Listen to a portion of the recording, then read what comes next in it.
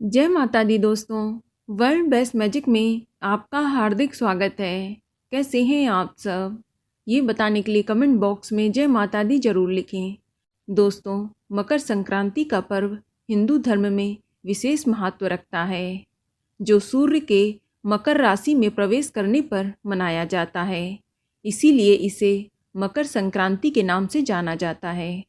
दोस्तों, मकर संक्रांति पर कुछ जगह महिलाओं द्वारा विशेष प्रकार के नेक, नियम, व्यय आदि किए जाते हैं।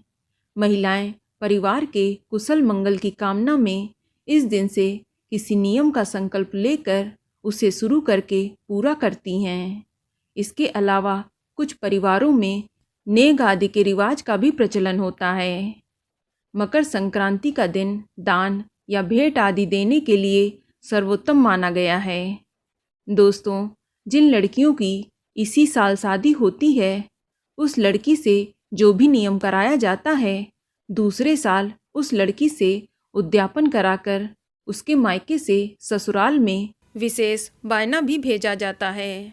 इस बायने में मावे यानी खोए के 360 बय अर्थात पेड़े या लड्डू और सास ससुर के लिए कपड़े, चांदी का दिया बत्ती या चिड़िया, बाजरा, चावल और सामर्थ्य होने पर पूरे परिवार के लिए कपड़े भी भेजे जाते हैं। दोस्तों, संक्रांत पर लड़कियों के यहाँ से सामर्थ्य अनुसार प्रतिवर्ष लड़की, दामाद व बच्चों के लिए वस्त्र, फल आदि और दामाद के टीके के लिफाफे, लड़की और बच्चों के लिए रुपए आदि भी भेजे जाते हैं। इसके अलावा संक्रांत के दिन से बहुएं भी कई नियमों का पालन करती हैं।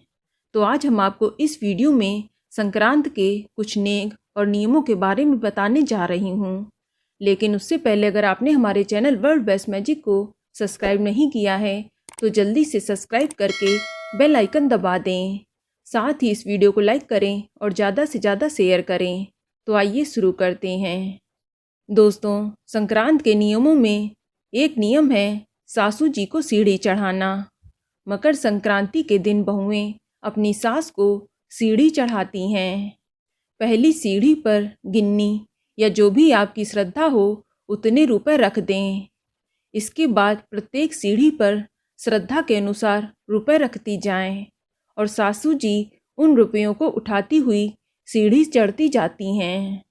इसके बाद अंतिम सीढ़ी पर उतने ही रुपए रखें जितने आपने पहली सीढ़ी पर चढ़ाते समय रखे थे।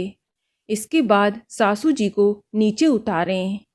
जितने सासू जी को सीढ़ी चढ़ाते समय रखे थे उसके आधे रुपए सीढ़ियों पर रखती जाएं। अगला नियम है भगवान के पट खुलवाना। दोस्तों, किसी भी मंदिर में भगवान के लिए एक पर्दा भिजवाया जाता है। इसके बाद मंदिर के पुजारी से पर्दा हटवा कर एक थाली में मिठाई व रुपए रखकर भगवान की प्रतिमा को प्रणाम करके समर्पित किया जाता है। अगला नियम है सोते हुए ससुर जी को जगाना। दोस्तों, संक्रांति के दिन लड़की के मायके वाले लड़की को ससुराल में सोने के लिए पूरा बिस्तर, जिसमें गद्दा, तकिया, रजाई, चादर आदि होती है, ये भेजे जाते हैं। इस बिस्तर पर ससुर जी सो जाते हैं। इसके बाद बहू अपने ससुर जी को उनके पलंग के चारों तरफ नारियल बजाकर जगाती है। जब ससुर जी उठकर बैठ जाते हैं तो उनके आगे रुपए और लड्डू आदि रखे जाते हैं। इसके साथ ही अपनी सास के भी चरण स्पर्श कर उन्हें भी रुपए दिए जाते हैं। इसके बाद ससुर जी भी अपनी बहुओं को रुपए देते हैं। इसके अलावा यदि लड़की के मायके से कोई स्त्री भी आती है तो उन्हें भी कुछ रुपए और लड्डू लेकर अपने दामाद का टीका करना चाहिए और लड़की की सास को भी रुपए या टीके करने चाहिए। अगला नियम है थाल परोसना।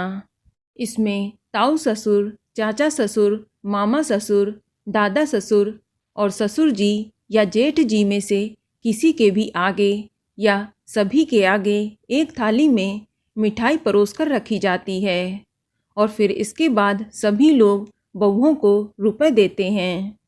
अगला नियम है रूठी हुई सासू जी को मनाना। दोस्तों, संक्रांति के दिन सासू जी गुस्सा होकर अपने कमरे को छोड़कर किसी दूसरे कमरे में जाकर बैठ जाती हैं। तब बहू जाकर सास को मनाती है और उन्हें कपड़े, मिठाई और रुपए देकर पाँव छूती है।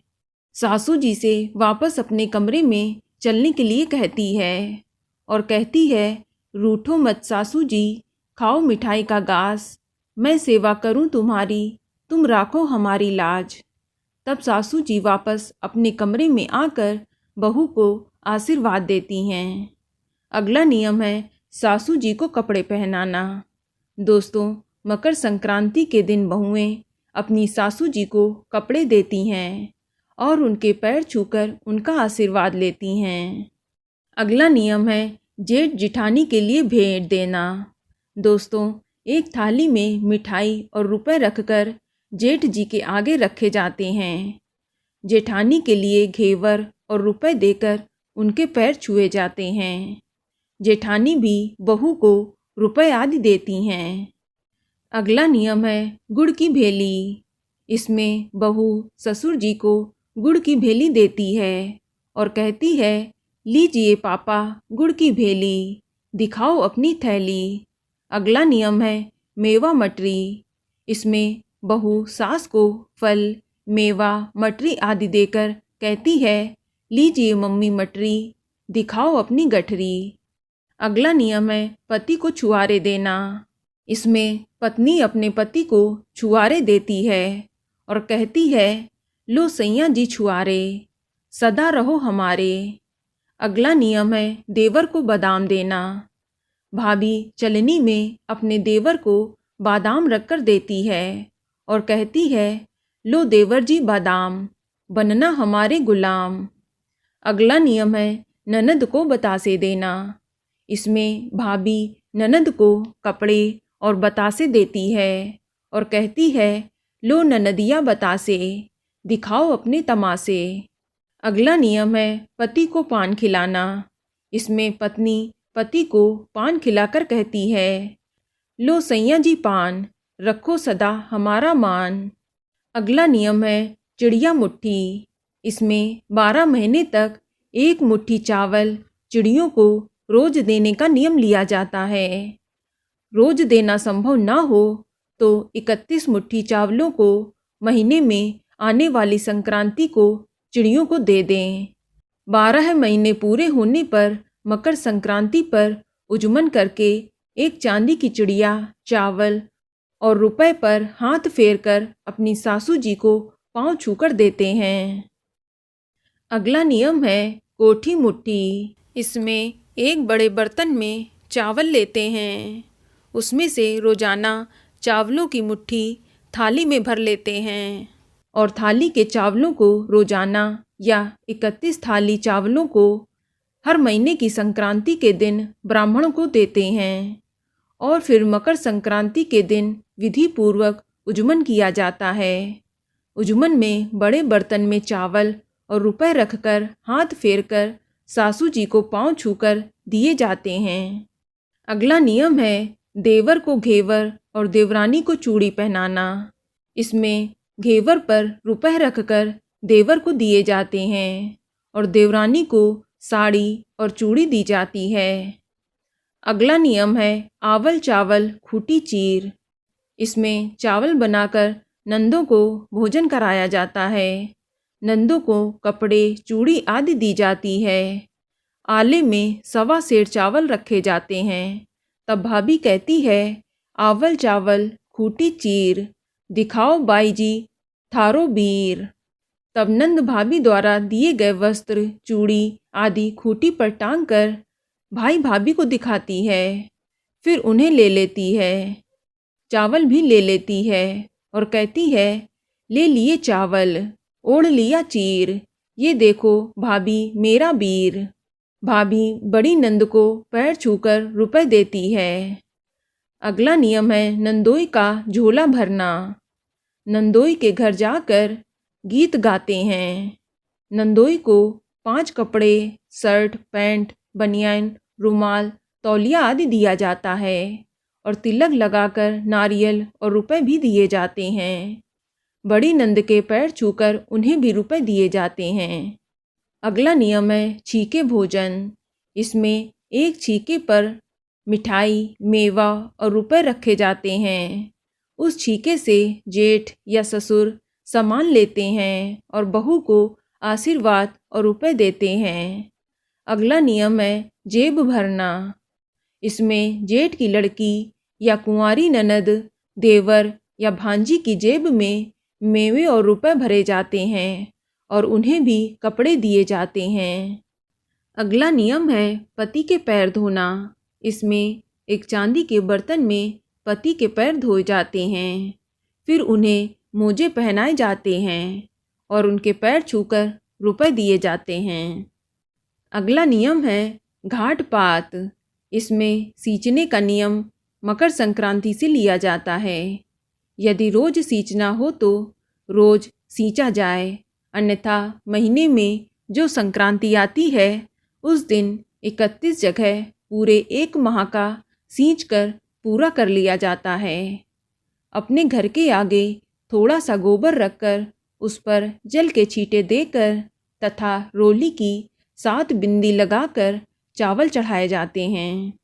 जल गोबर की ढेरी के आगे सींचा जाता है। इस प्रकार 12 माह तक पूजा की जाती है। इसके बाद अगली संक्रांति के अवसर पर एक साड़ी या ओढ़नी तथा एक चांदी के गिलास में मेवा भरकर तथा उस पर रुपया रखकर हाथ फेरकर अपनी सास को देकर चरण स्पर्श करके उनका आशीर्वाद लिया जाता है।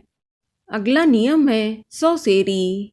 इसमें मकर संक्रांति से 1 सेर 1 किलो वस्तु दान करने का संकल्प लिया जाता है। इसमें आप दाल, मसाले, अनाज, फल, मिठाई आदि खाने की वस्तुएं शामिल कर सकते हैं। ये चीज़ें 1 साल, 2 साल या 5 साल तक दे सकते हैं। अगला नियम है ब्राह्मण को भेंट देना।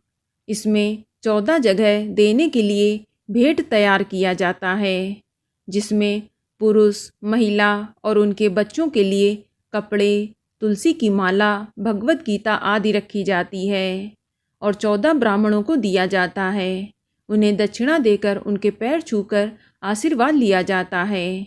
अगला नियम है 14 ब्राह्मणी को भेंट देना या भोजन कराना। इसमें 14 ब्राह्मण ब्राह्मणियों को गेहूं दिए जाते हैं।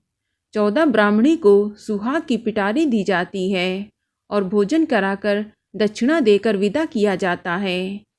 तो दोस्तों, ये थे मकर संक्रांति के कुछ नेक नियम। तो दोस्तों, ये जानकारी आपको अच्छी लगी तो कमेंट में जय माता दी जरूर लिखें और अगर आपका कोई सवाल हो तो उसे कमेंट बॉक्स में अवश्य पूछ लें और इस वीडियो को लाइक करें, शेयर करें और साथ ही साथ चैनल को सब्सक्राइब करें। धन्यवाद।